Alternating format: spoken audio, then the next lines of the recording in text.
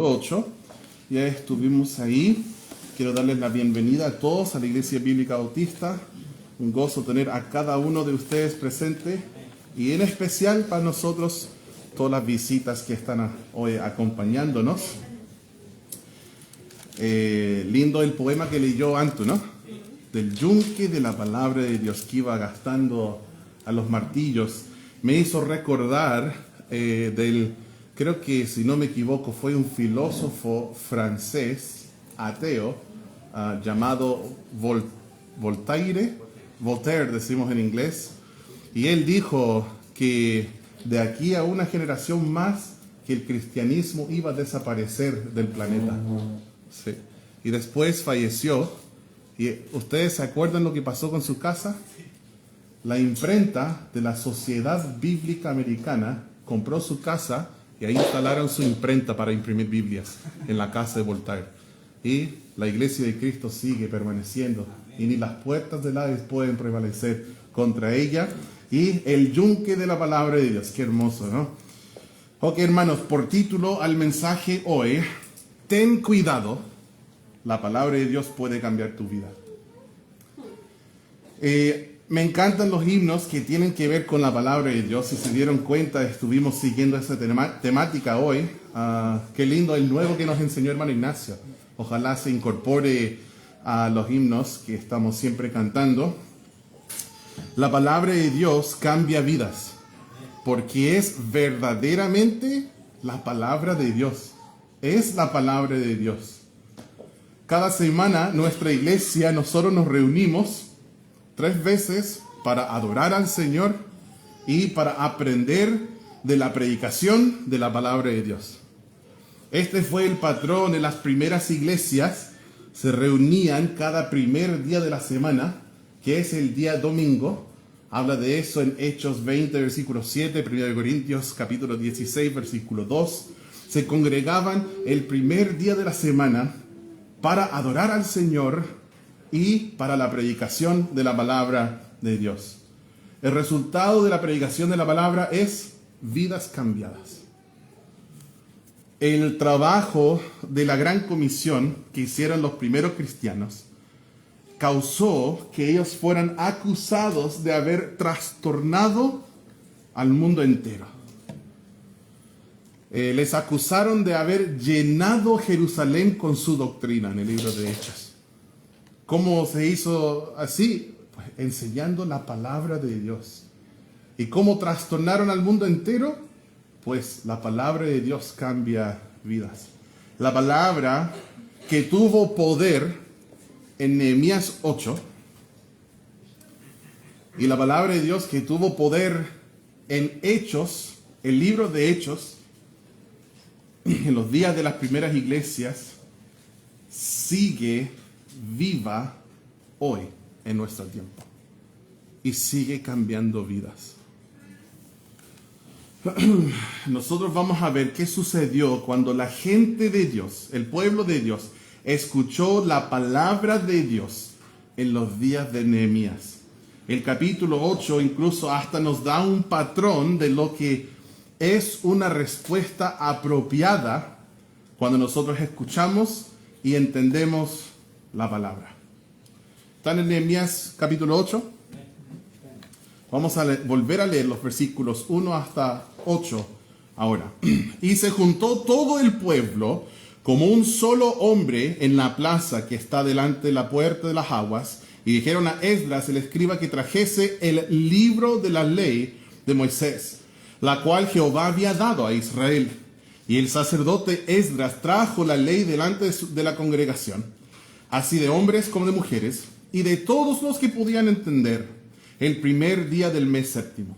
Y leyó en el libro delante de la plaza que está delante de la puerta de las aguas, desde el alba hasta el mediodía, en presencia de hombres y mujeres, y de todos los que podían entender. Y los oídos de todo el pueblo estaban atentos al libro de la ley. Y el escriba Esdras estaba sobre un púlpito de madera que habían hecho para ello. Y junto a él estaban Matatías, Sema, Anías, Urías, Hilcías y Maasías a su mano derecha, y a su mano izquierda Pedaías, Misael, Malquías, Asum, Asbadana, Zacarías y Mesulam. Llegó Misael, ¿no? No llegó. Fome. Bueno, 5. Abrió pues Esdras el libro a ojos de todo el pueblo, porque estaba más alto que todo el pueblo. Y cuando lo abrió, todo el pueblo estuvo atento. Bendijo entonces Esdras a Jehová, Dios grande.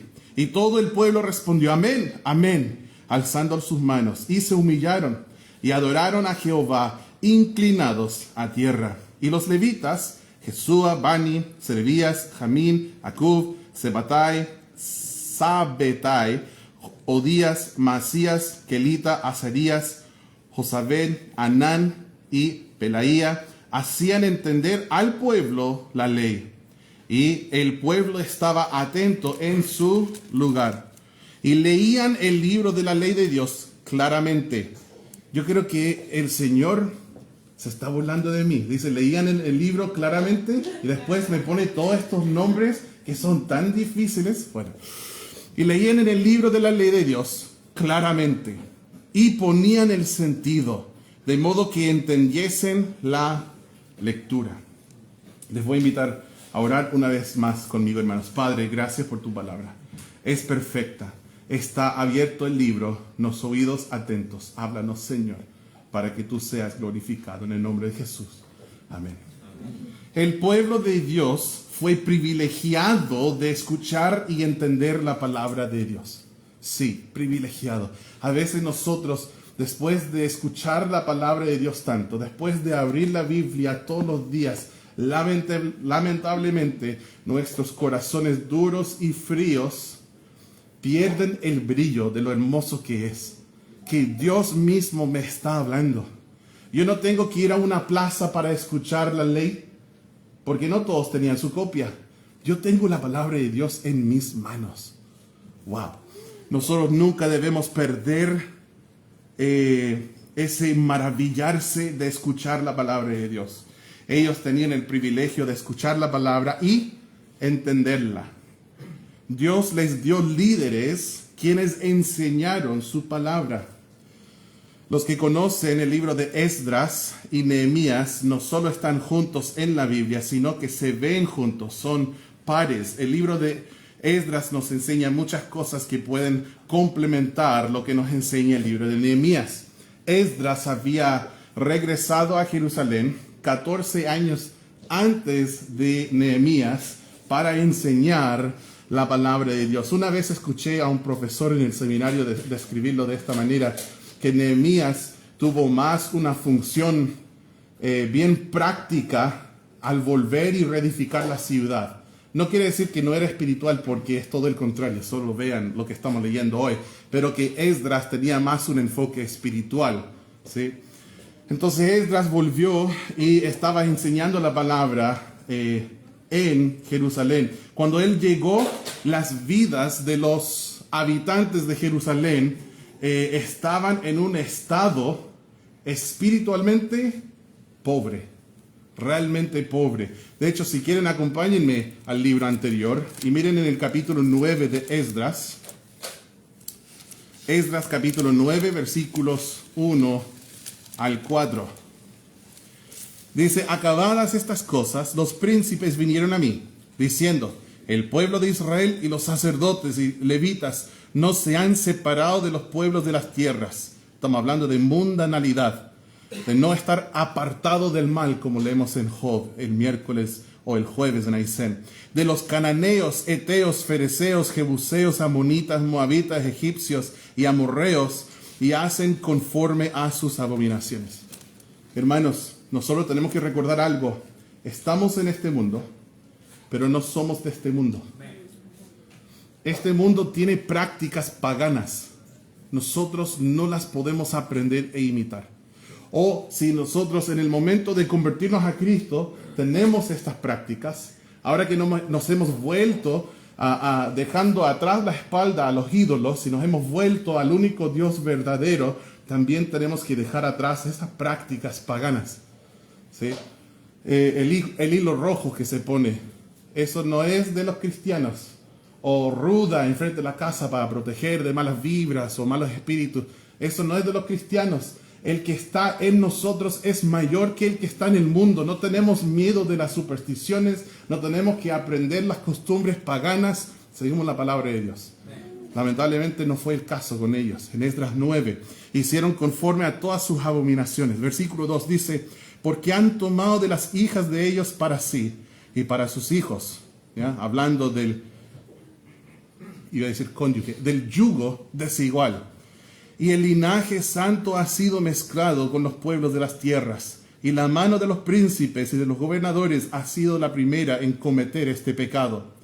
Cuando oí esto, rasgué mi vestido y mi manto, y arranqué mi pelo de mi cabeza y de mi barba, y me senté angustiado en extremo. Y se me juntaron todos los que temían las palabras del Dios de Israel a causa de la prevaricación de los del cautiverio. Mas yo estuve muy angustiado hasta la hora del sacrificio de la tarde. Cuando Esdras llegó a Jerusalén, el estado espiritual de los moradores de Jerusalén era pésimo, muy mal. Pero, ¿qué pasó? Al enseñar la ley de Dios, esto empezó a cambiar vidas. Cuando se deja al lado la Biblia, las cosas van de mal en peor. Nuestro estado espiritual se va degenerando. Quizás por un tiempo el congregarnos, el pan diario en la mesa de un versiculito al día, quizás nos mantiene vivos por un tiempo, pero es como un neumático con una pequeña fuga. Y lentamente va perdiendo aire. En la vida cristiana, normalmente yo no he observado neumáticos que se revientan, sino fugas lentas. De pronto te levantas una mañana y el neumático no tiene aire. Y son cosas pequeñas como que ya después de leer la Biblia, no tengo mucho tiempo. Antes sí lo hacía, pero ya la leí 2, 3, 4 veces. ¿Para qué volver a leer la Biblia? Ayer llegaron a mi casa una secta y dijeron, hermanos, tengan cuidado porque hay sectas.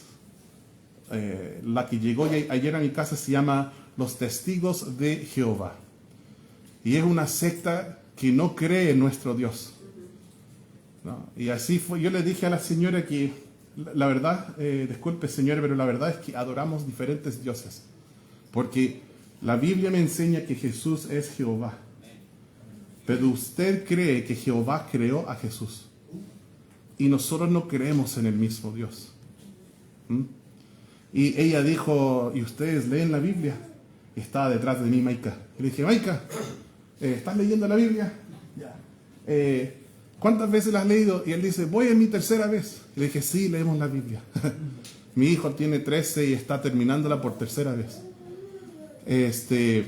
Y se notó que realmente no conocía muy bien su secta o las doctrinas de su secta. Y me dio mucha pena. Pero hermanos, la palabra de Dios es primordial en la vida del creyente. No podemos tener un ayuno de la palabra.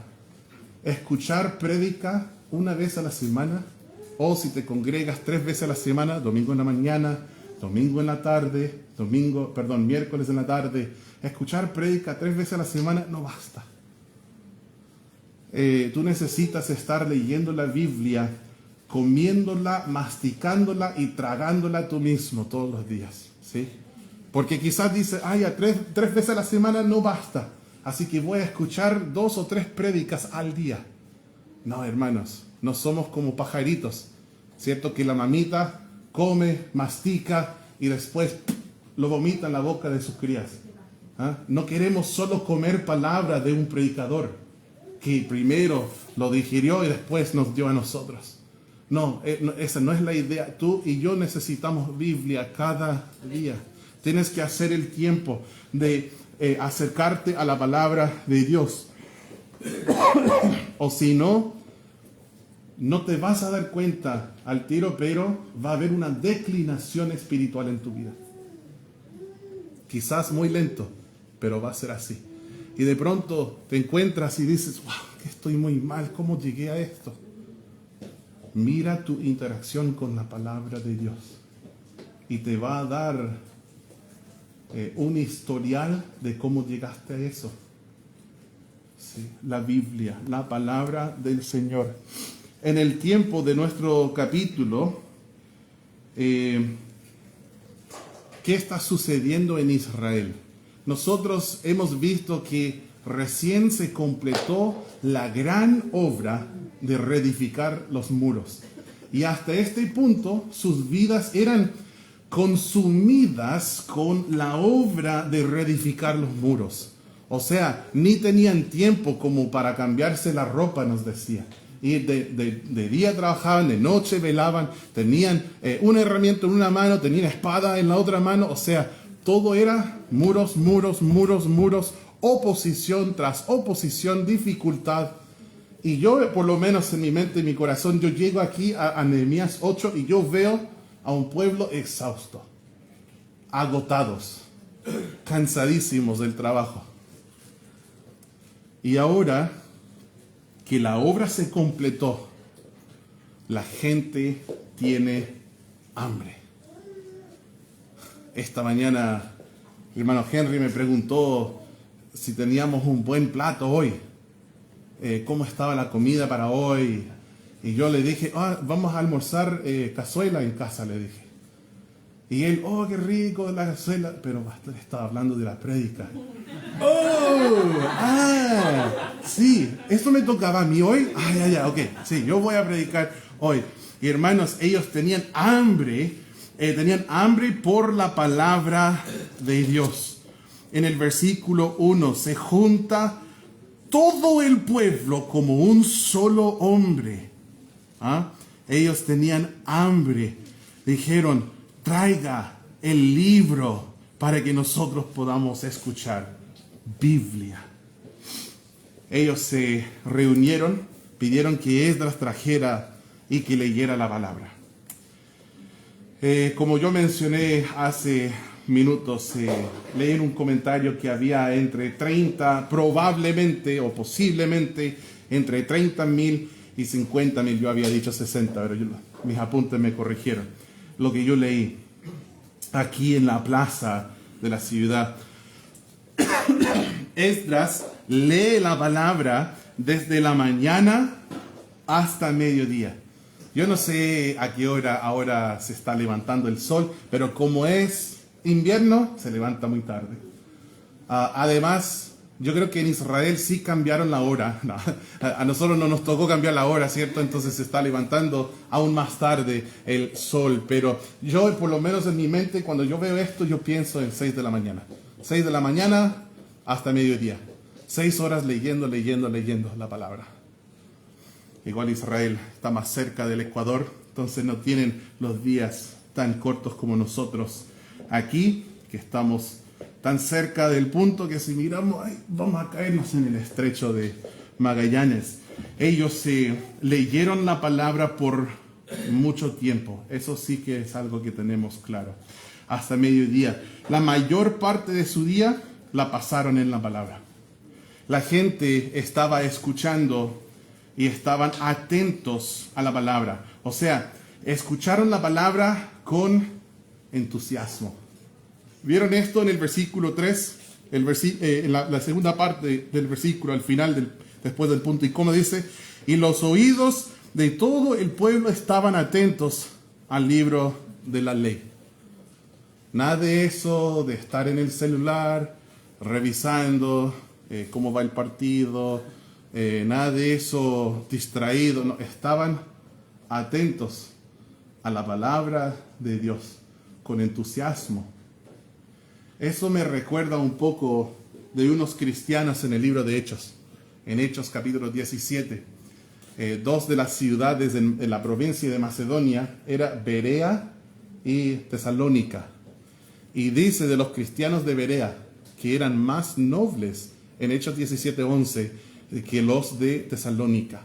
Y nos da el motivo. Son dos motivos. Primero, porque recibían la palabra con toda solicitud. O sea, con entusiasmo. Tenían ganas de escuchar palabra. Y después dice que ellos comprobaban ellos revisaban las escrituras para ver si lo que se decía era así o no. Eran muy diligentes los cristianos de Berea.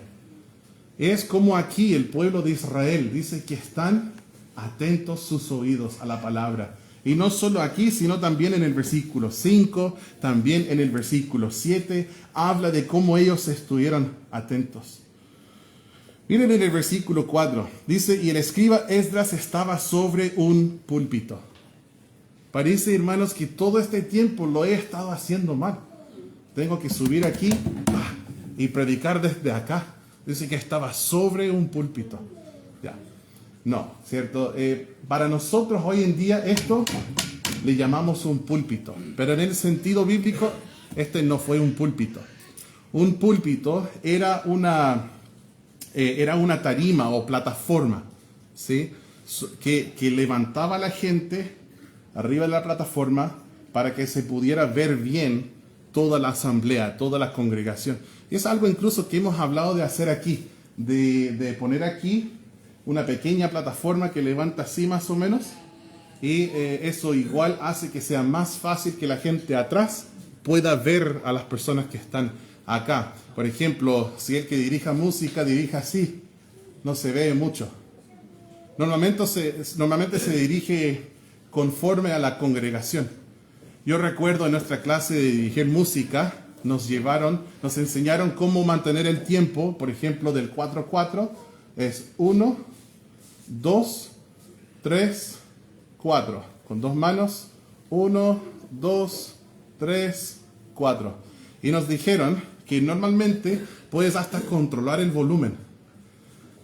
Todas las promesas del Señor serán gozo y fuerza en nuestra vida. Lo hace más pequeño y significa más despacito, ¿sí? Y nos llevaron a un auditorio como para más de 1000 personas. Y nos pusieron en el púlpito, en el sentido bíblico y el sentido moderno, ¿ya? Arriba de una gran plataforma enorme, más que eso yo creo. ¿Cuántos escalones hay para subir? 7. Entonces, es alto.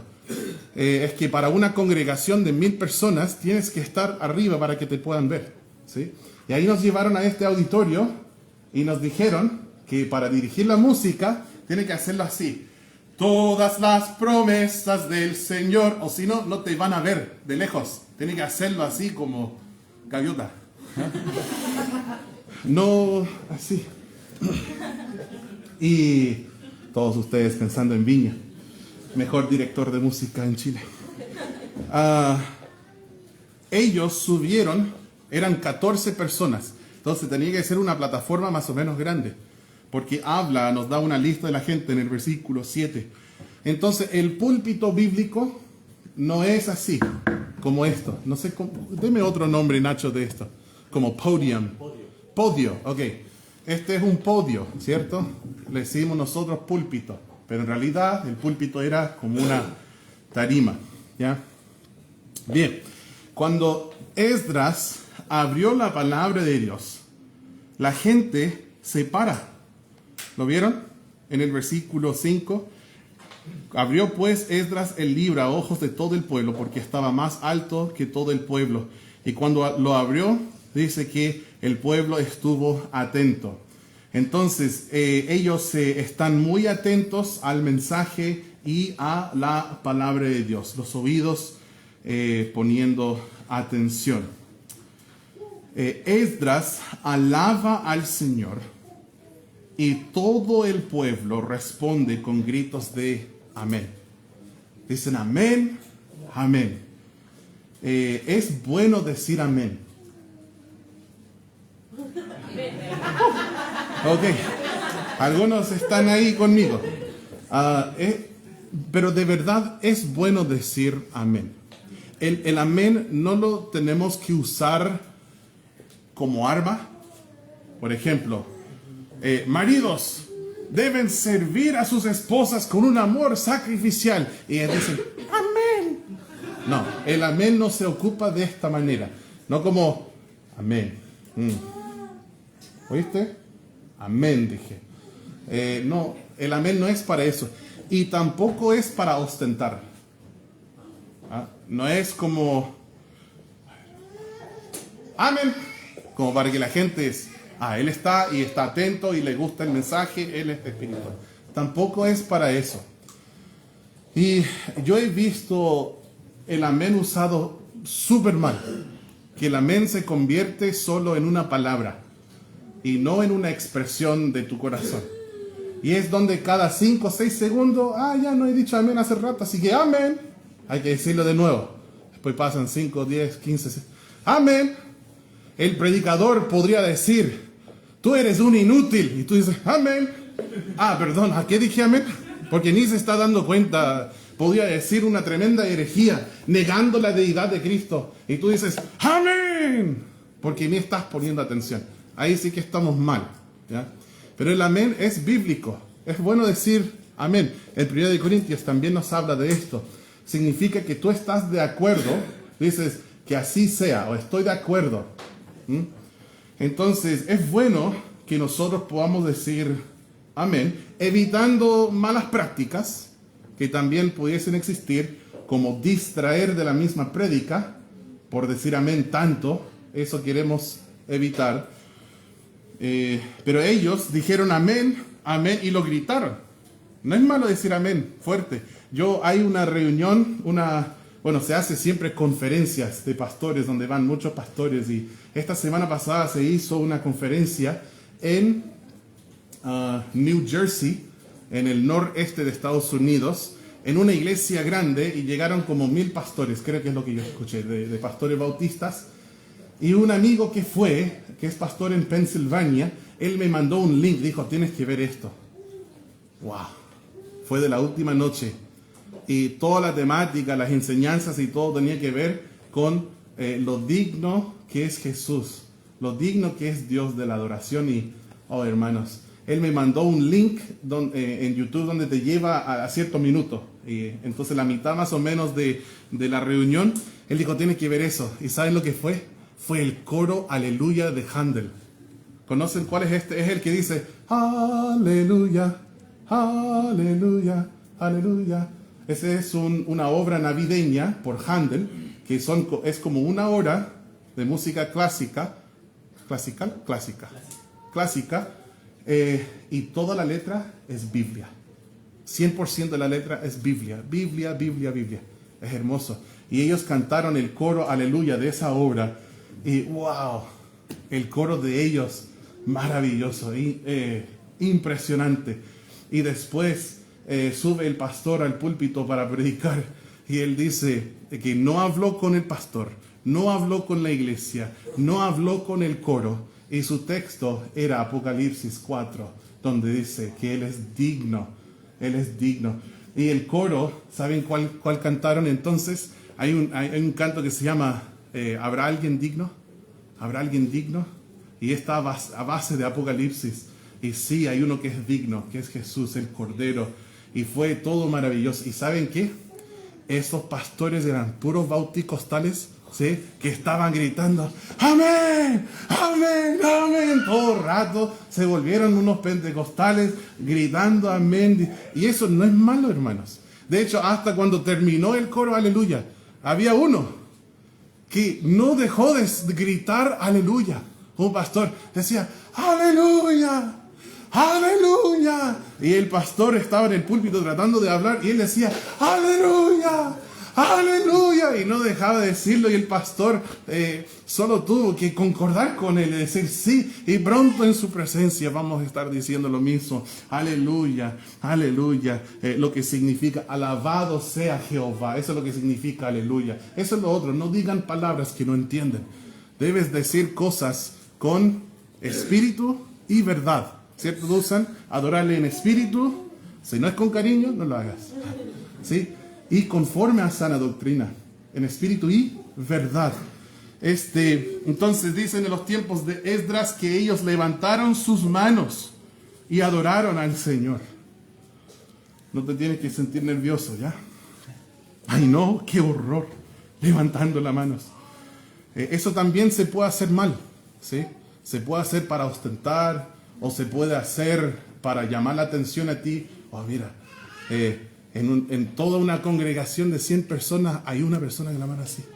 Y en vez de pensar, Santa Biblia para mí, ellos dicen, él tiene su mano levantada, él su mano levantada, él todavía está levantada. O sea, es una distracción, ¿cierto? Y eso no es la idea tampoco. Pero si de pronto en ti nace dele nomás, no te vamos a correr de aquí. No es malo, ¿ya? No es antibíblico. Siempre cuando tú lo haces, hermano Juan, con tu pandero, ¿ya? Él esperaba ese día, ¿cierto? Lo tiene en su furgón, esperando el día que el pastor le da permiso. Pero la idea, sí, hermanos, es que ellos adoraron al Señor sin pensar en nada más. Y sí, tenían ganas de levantar las manos para adorarla y lo hicieron, ¿sí? Me hace pensar casi como cuando llega papá a la casa y viene el niño de 4 o 5 años y ¿cómo viene? Papi, papi, con las manos arriba. Qué hermoso es que nosotros podamos levantar nuestras manos a nuestro Dios, Abba, Padre. Hey, ya me cansé. ¿Terminamos? No, vamos, seguimos, hermanos. En el versículo 6 habla de cómo ellos se inclinaron delante del Señor, se inclinaron a tierra, se humillaron. ¿Te puedes imaginar qué espectáculo debe haber sido? Decenas de miles de gente arrodillando, adorando al Señor. Es como un gustito del cielo, ¿no? Qué hermoso. El pueblo de Dios está devuelto donde habían de estar. Tienen los muros la ciudad recién fortificada de nuevo. Dios les ha dado el liderazgo que necesitaban, que necesitaba el pueblo de Dios. Esdras, Nehemías, otros levitas, sacerdotes, tenían líderes devotos encargados de guiarles, tenían el privilegio de escuchar la palabra de Dios, y ellos, al inclinarse delante del Señor, mostraban humildad con un gesto físico, y fue una parte muy natural de adorar al Señor. Nosotros tenemos la costumbre como iglesia humillarnos y arrodillarnos delante del Señor al inicio del culto. Empezamos hace un año a hacer esto y yo creo que fue un cambio muy, muy positivo, por lo menos para mí, en mi vida, y creo que también en la congregación. Pasaron varios meses y un hermano dijo, pastor, yo veo la congregación muy sana, está muy, muy saludable, y él dijo, y le puedo decir la razón de la cual creo que es así. Le dije, sí, dígame, hermano. Me dijo, yo creo que es porque al inicio de los cultos nos estamos arrodillando los domingos en la mañana. Pero es sano y es natural humillarse delante del Señor. Y ¿saben qué? Si una persona dijera en ese tiempo, yo quiero ir más allá de arrodillarme y quiero postrarme, y termina con su cara en el suelo, eso está bien también, hermanos, ¿sí? Es bueno que nosotros nos humillemos delante del Señor. Ellos leyeron la palabra de Dios.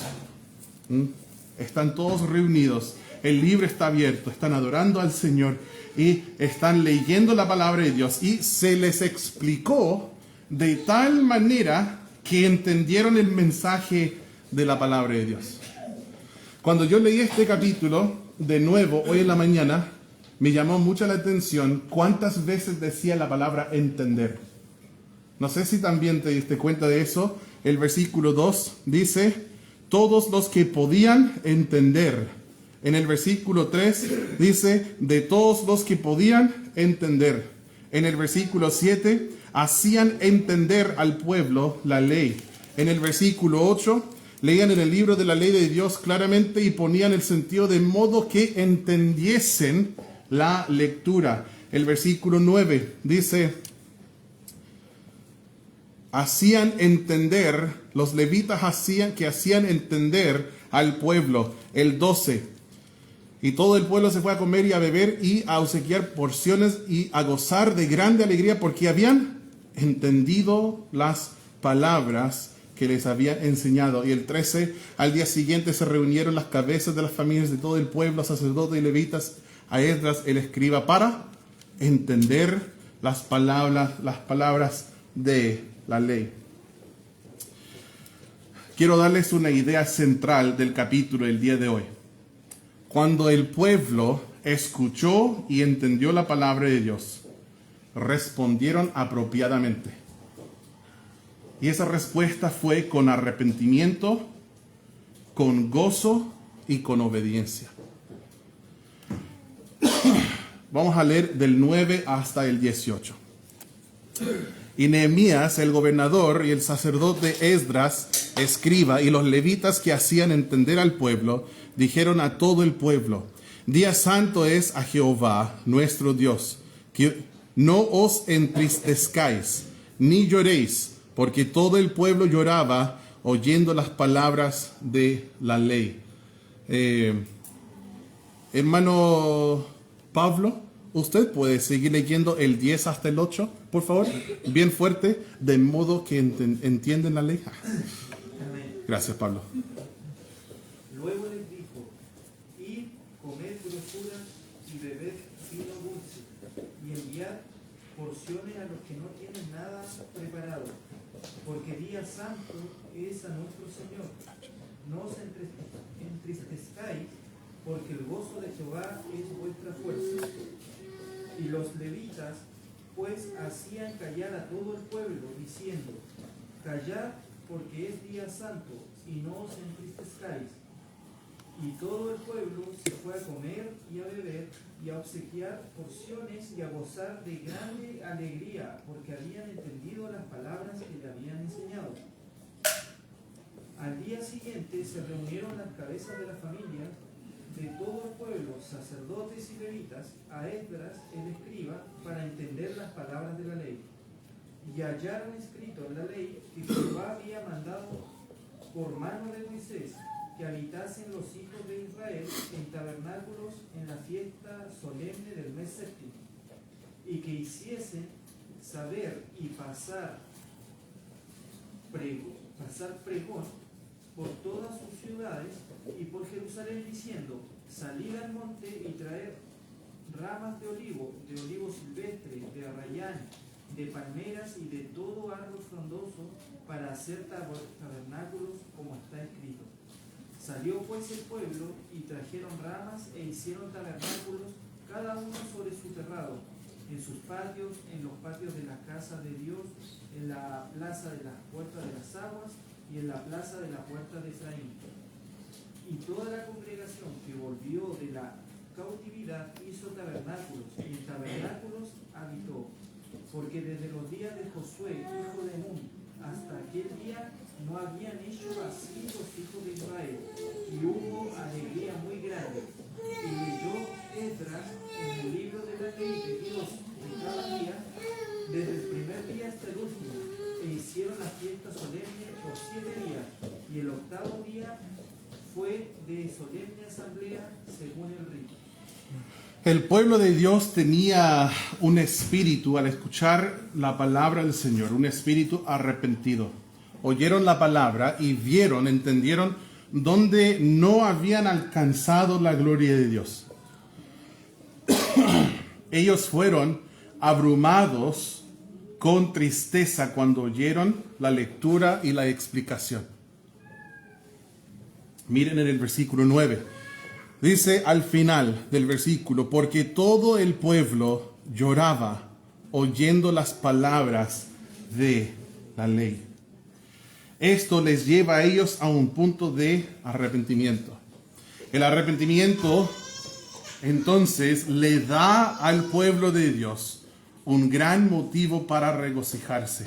Miren al versículo 10. Luego les dijo: id, comed grosuras y bebed vino dulce, y enviad porciones a los que no tienen nada preparado, porque día santo es a nuestro Señor.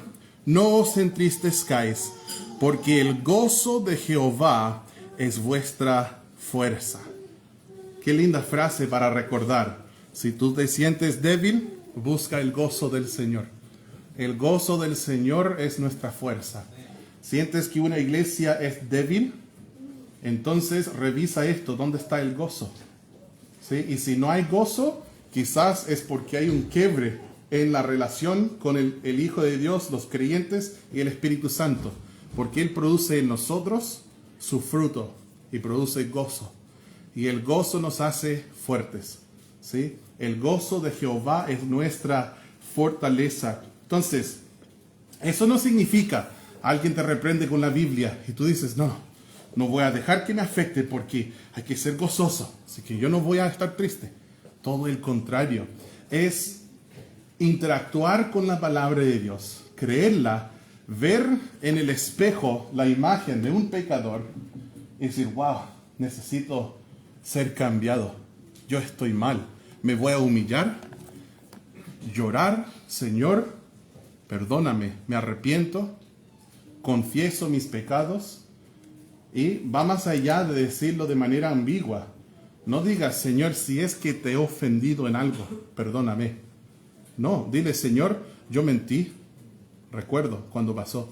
Yo robé, recuerdo cuando pasó. Tenía ira, Señor, amargura en mi corazón, soberbia. Yo recuerdo. Y confiesa tus pecados. Él es fiel y justo para perdonarnos y para limpiarnos. Y es esa limpieza que nos lleva al gozo en el Señor. Podemos tener gozo como ellos. Ellos fueron gozosos después del arrepentimiento. Ellos habían de comer, disfrutar una comida juntos. Habían de dar a aquellos en necesidad. ¿Vieron eso? Obsequiar porciones para aquellos que no tenían nada preparado. Lindo lo que esta semana estuvimos haciendo en Aysén. Una familia de Chacabuco que perdieron todo por las inundaciones. Y nosotros como iglesia allá en Aysén estamos preparando víveres para ellos, una canasta familiar, ¿sí? Y quizás Coyhaique me perdonará, pero vi esta mañana que hay 2 bolsas de arroz allá en la entrada, en nuestra canasta. También van a ir a Chacabuco, ¿sí? Va a ser el aporte de Coyhaique. Pero enviaron a los que no tenían. Ellos tenían líderes devotos encargados de guiarles. La gente, hermanos, la gente sana, la gente espiritualmente sana es gente feliz, porque encuentran que el Señor es la fuente de su gozo. Cuando nosotros estamos mal espiritualmente, buscamos gozo de cualquier otro medio, de cualquier otra fuente. Pensamos que por el placer vamos a tener gozo. Pero ¿sabe qué? El placer termina, es momentáneo, y el placer físico. Y después ya no hay gozo. Se busca gozo en vicios. Y yo sé que consumir drogas puede ser divertido por 1 minuto o cuántos minutos, pero después uno se va hundiendo cada vez peor. Quizás uno busca su satisfacción en cualquier cosa, en tener renombre, en tener más likes que otros en redes sociales, en su apariencia física, viviendo en el gimnasio 10 horas al día, pintándose, arreglándose, cambiando color de pelo. Y ¿por qué estás tan feliz hoy? Oh, es porque me corté el pelo. Pero no, es pasajero. Eso no va a saciar tu alma, no te vas a satisfacer. Nosotros necesitamos encontrar satisfacción en Cristo. Y cuando nosotros estamos mal espiritualmente, encontramos de los vicios como tratar de llenar una hueca en nosotros, pero nunca lo logramos, siempre está el hueco. Luego, cuando nos arrepentimos y obedecemos la palabra de Dios, estamos caminando, andando en el Espíritu, y Él produce gozo en nosotros. Y sin buscarlo, tenemos el gozo que antes tanto procurábamos conseguir. La gente espiritualmente sana es gente feliz, gozosa. El dolor de ellos se transformó en alegría cuando sus vidas se alinearon con la palabra de Dios. Y es algo llamativo lo que sucede el próximo día. Después de muchas horas escuchando la palabra de Dios y después arrepintiéndose, lágrimas. Eso es cansador. Todas las emociones así. ¿Y qué sucede el siguiente día? Miren el versículo 13. Al día siguiente, el próximo día, se reunieron las cabezas de las familias de todo el pueblo, sacerdotes y levitas, a Esdras, el escriba. Miren lo que dice, para entender las palabras de la ley. Dijeron, oh, ayer fue maravilloso. ¿Podemos repetir la comida hoy? Queremos más palabra, no basta. Y también me llama la atención que fueron las cabezas de las familias. Aquí tenemos varias cabezas de familias, ¿cierto? La Biblia nos enseña esto acerca de la cabeza del hogar. Y yo te haría la pregunta también, varón, ¿estás liderando tu familia espiritualmente para buscar a Dios y para buscar la palabra de Dios? Si nosotros tenemos una actitud ligera, light, queremos un cristianismo light, a medias, eso va a ser muy destructivo para nuestras familias. Tenemos que, no debe ser que nuestra esposa nos agarre por la oreja, dice, amor, es domingo, levántate, vamos a la iglesia, por favor, no. Debe ser todo el contrario. Amor, vamos a la casa de Dios, es el día del Señor. Sí, amor, me acaba de llegar una invitación para un asado en la tarde, pero ¿sabes qué? Hoy es domingo y es el día del Señor. Y no basta ir solo en la mañana, quiero repetir, más comida espiritual. Vamos, el hombre siendo el líder en el hogar, qué gran cambio haría si fuera así, hermanos. Cabeza del hogar siendo protagonista en las cosas de Dios. Jesús dijo, bienaventurados los que tienen hambre y sed de justicia, porque ellos serán saciados. La gente en nuestro texto que leemos fue movida a obedecer al Señor. Ellos descubrieron en la ley que habían de observar una fiesta. ¿Se acuerdan qué fiesta fue? De todas las fiestas judías que tenían, tabernáculos, ¿sí? Y eso conmemoraba el tiempo de ellos en el desierto, dando vueltas en el desierto, cuando ellos vivieron, básicamente por decirlo, en carpas. Era una fiesta de 7 días en que los hijos de Israel tenían que morar en tiendas, conmemorando, recordando. Hoy día nosotros no tenemos fiestas bíblicas para la iglesia de Cristo. Algunos celebran Navidad, algunos celebran la Pascua de la Resurrección, igual son días hermosos. Normalmente como iglesia cantamos villancicos, hablamos de la resurrección para la Pascua de Resurrección, pero no, la Biblia no nos dice que tenemos que celebrar estas fiestas, tampoco lo prohíbe. Pero lo que sí tenemos nosotros hoy, con un uso parecido a las fiestas, porque eran para conmemorar y recordar y no olvidar lo que Dios había hecho, nosotros tenemos lo que se llaman ordenanzas. Ordenanzas tenemos 2 en la iglesia de Cristo. Una es el bautismo del creyente. Cuando una persona se arrepiente y cree en Jesús como Salvador, recibe vida eterna, creyendo que Cristo murió por él y resucitó. Esta persona ahora es un hijo de Dios y tiene vida eterna, es salvo. Y un paso de obediencia, no para merecer la salvación, sino porque uno ya fue salvo, es el bautismo por inmersión en agua, representando o recordando, conmemorando la muerte, sepultura y resurrección del Señor Jesús. También tenemos lo que es la cena del Señor. Nosotros solemos hacer la cena del Señor 1 o 2 veces al año y tiene 2 elementos.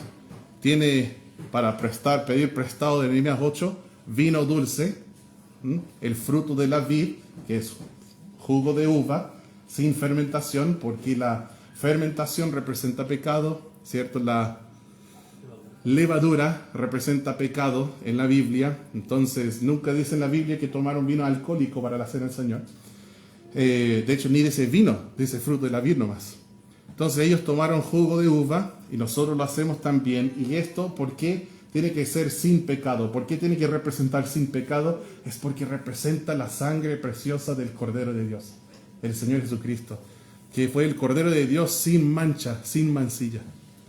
Y también participamos de un pan, y ese pan también lo hacemos sin levadura, pues los judíos mismos estaban celebrando otra fiesta, la fiesta de panes sin levadura en la semana de la Pascua, y no tenían en sus casas ni levadura, ni fermentación, ni nada de este estilo durante esta fiesta.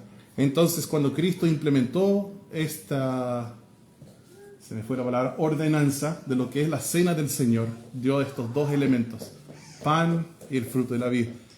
¿Por qué? Esto haced en memoria de mí, dijo el Señor Jesús. ¿Cierto? Representa su carne que fue quebrantada por nosotros, representa su sangre que fue derramada por nosotros. Entonces ellos tenían esta fiesta. Nosotros no tenemos las mismas fiestas porque eran una sombra de lo que había de venir con Cristo. Y nosotros, en vez de abrazar la sombra, abrazamos el mismo Cristo. Y Él hoy nos dio lo que son las ordenanzas.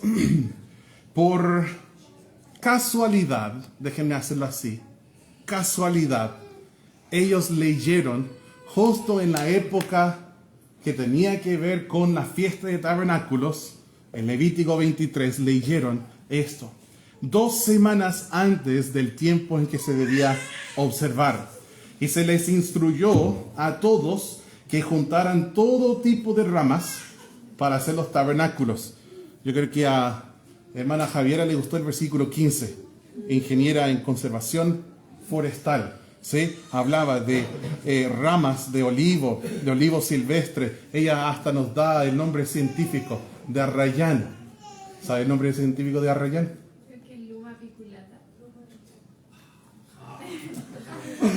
¿Ya? Después dice de palmeras y de todo árbol frondoso. Incluso podría describirnos científicamente qué es una hoja de un árbol frondoso, supongo, ¿ya? No voy a hablar más de eso para no ser necio en frente de ella. Ellos están juntando estas cosas para hacer tabernáculos, ¿sí? La gente, ¿cuál es mi punto aquí? La gente oyó la palabra de Dios, se arrepintió, lloró, tienen gozo, y ahora ¿qué están haciendo? Obedeciendo la palabra. Y hermanos, este es uno de los grandes problemas en el cristianismo, el leer y entender algo de la Biblia. Oh, wow, sí, eso está bien, yo estoy mal. Y luego irse sin cambiar. Esto está mal, nos engañamos, es el autoengaño. Si nosotros somos solo oidores de la palabra y no hacedores de ella. Dice en Santiago que nos engañamos a nosotros mismos. Pero aquí tenemos un patrón de cómo responder. Ellos respondieron con obediencia. Obedecieron la palabra de Dios. En su ciudad hicieron tabernáculos, ¿ya? En esta ciudad recién fortificada de nuevo. Ellos no habían observado la fiesta de tal manera desde los tiempos de Josué. Había pasado mucho tiempo. Una gran fiesta hicieron. En el versículo 17 nos habla de eso. Y al observar la fiesta, quiero que ustedes vean lo que provocó en ellos. Miren en el versículo 17. Y toda la congregación volvió de la cautividad, hizo tabernáculos. Y en tabernáculos habitó. Porque desde los días de Josué, hijo de Nun, hasta aquel día no habían hecho así los hijos de Israel. ¿Y qué dice? Al final del versículo dice, hubo alegría muy grande. Muy grande. La obediencia trae alegría y gozo. Si a veces nosotros enfrentamos la decisión, obedecer o desobedecer, y nosotros decimos, ay, no sé, que sí, que no tengo ganas, que no quiero. Pero después, cuando nosotros nos sometemos a Dios, cada uno aquí sabe y puede dar testimonio de lo que yo digo es verdad. Quizás las emociones antes de obedecer no están. Pero cuando nosotros decimos, yo no voy a seguir mi corazón corrupto, sino que lo voy a guiar. Voy a decir a mi corazón, ¿qué vamos a hacer? Porque es lo correcto. Y después siguen las emociones. ¿Cuántas veces un domingo en la mañana dices, domingo, otra vez? Bueno, mi papá decía, si no lo puedes hacer con cariño, no lo hagas. Así que yo no voy a ir a la iglesia. Porque ganas no tengo. Pero después tú vas Y yo no sé en qué momento, quizás cuando vienes bajando ahí, o quizás cuando vienes entrando en el estacionamiento, o quizás cuando te bajas y ves la primera persona cruzando el estacionamiento y te da un abrazo y te dice, hola hermano. No sé en qué momento, pero en algún momento las emociones llegan. Y tú dices, qué bueno que estoy aquí. Yo no recuerdo ni un domingo en toda mi vida donde después de un culto dije, oh, ojalá no hubiera venido. Nunca me ha pasado. No, nunca me ha pasado. Ellos obedecieron y tuvieron gran alegría. Durante los 7 días de la fiesta leyeron la palabra de Dios y tuvieron una asamblea solemne en el 8º día como Dios mandó. La palabra de Dios cambió sus vidas. Ahora, ¿qué relevancia tiene esto para nosotros? Una respuesta apropiada al escuchar y entender la palabra es arrepentimiento, gozo y obediencia. El orden de los eventos y la respuesta del pueblo en el capítulo 8 de Nehemías es notable. Primero, ellos están atentos. Están atentos, con ganas, con hambre. Luego, se humillaron.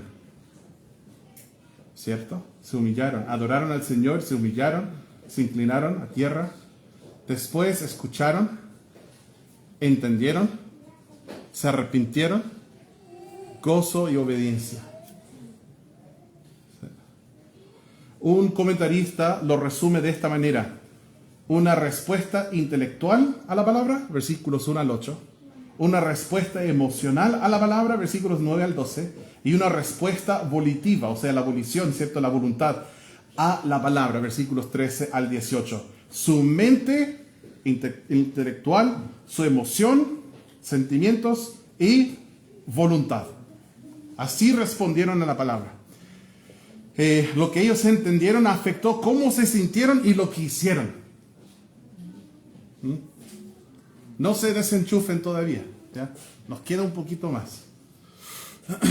Lo que ellos oyeron y entendieron afectó lo que sintieron y lo que hicieron. El Señor produce en nosotros el querer y el hacer. El verdadero cambio bíblico empieza en la mente. La gran batalla, campo de batalla, es aquí, en la mente. Y es por eso que nosotros debemos meditar en la ley de Dios día y noche. Es por eso que queremos que la palabra de Cristo more en abundancia en nosotros. Que abundantemente penetra la cabeza. Que nosotros seamos renovados en nuestra mente, en el espíritu de nuestra mente, que tengamos la mente de Cristo. Si tú siembras un pensamiento, cosechas una acción.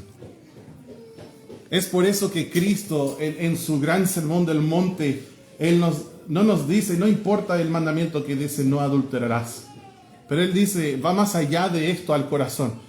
Y dice, si tú miras a una mujer con lujuria y tú la codicias, entonces ya cometiste adulterio con ella. ¿Dónde? En el corazón.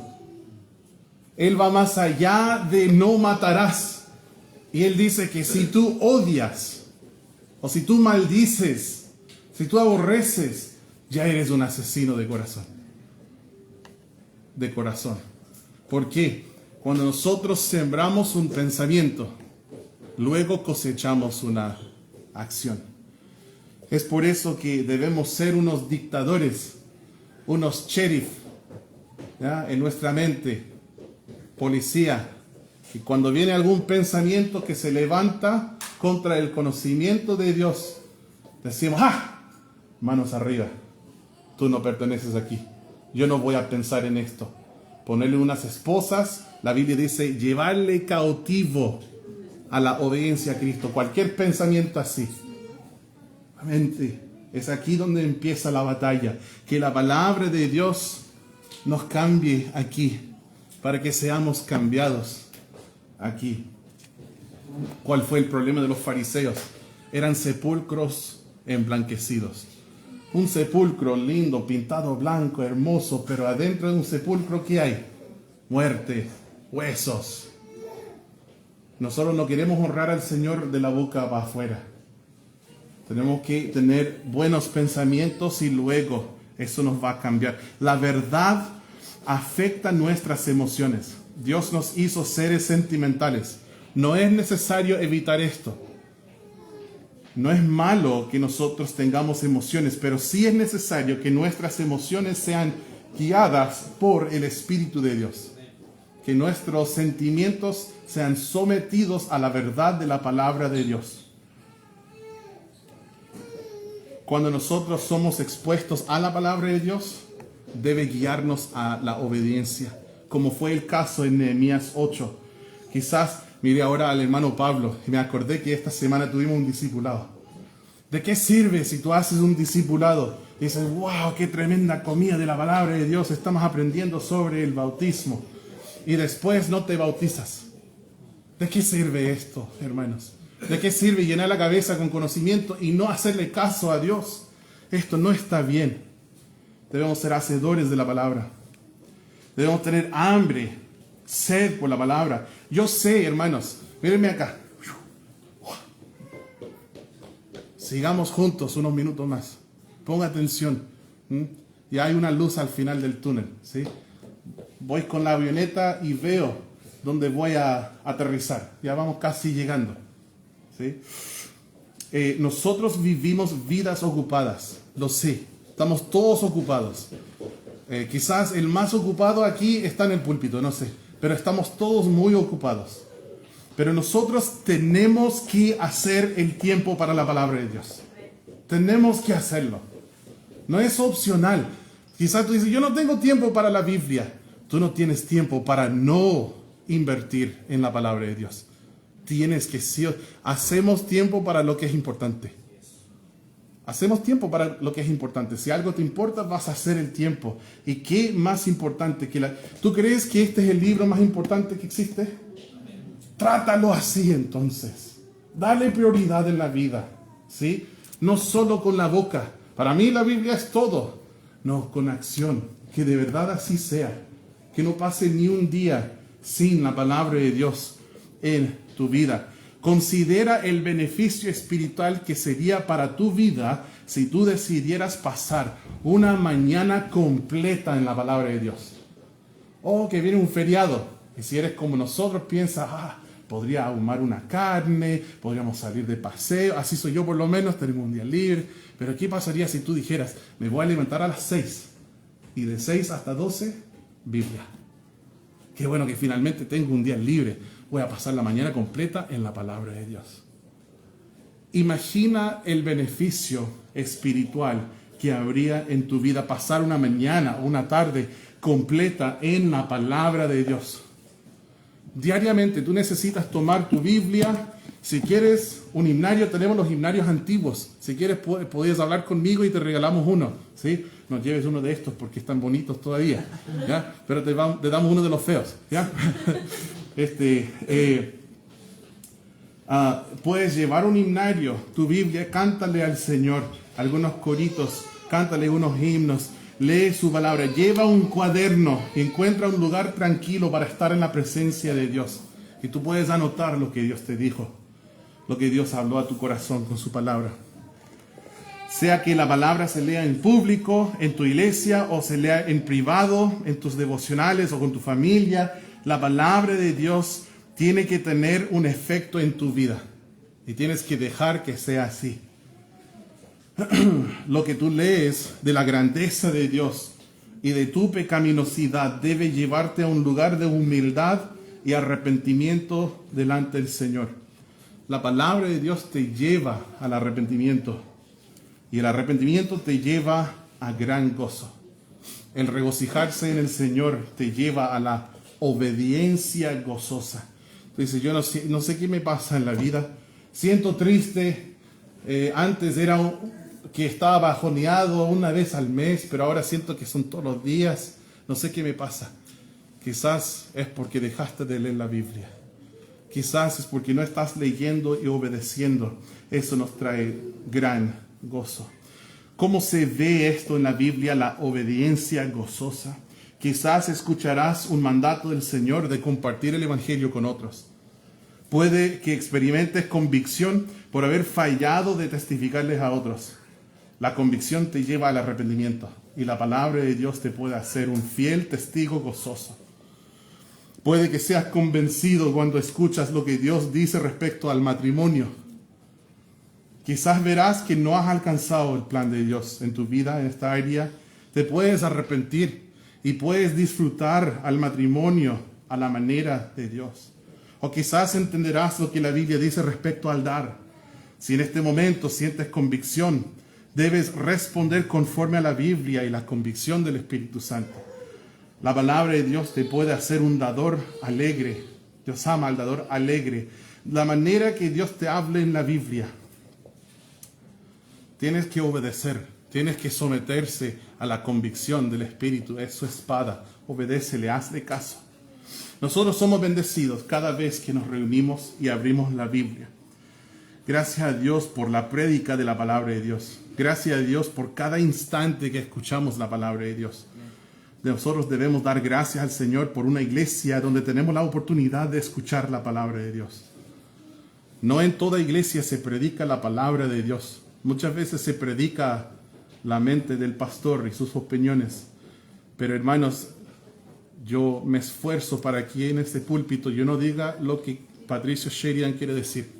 Yo me esfuerzo. No saben cuánto me esfuerzo y cuánto oro y le pido al Señor que me ayude con esto. Decir lo que la Biblia dice. Leer claramente en su ley y dar el sentido de manera que se pueda entender. Debes dejar que la palabra de Dios tenga el efecto que Dios diseñó. Deja que la palabra de Dios te lleve al arrepentimiento, el gozo y la obediencia. Quiero invitarles que oren.